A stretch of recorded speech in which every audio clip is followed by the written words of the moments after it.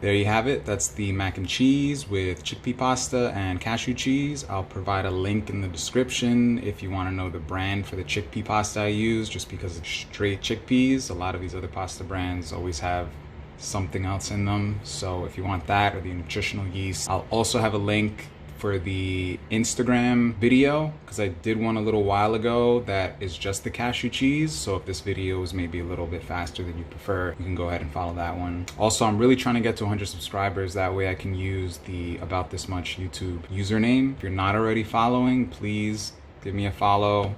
You can like it too if you want. If you hit the little notification bell, it'll let you know next time I post.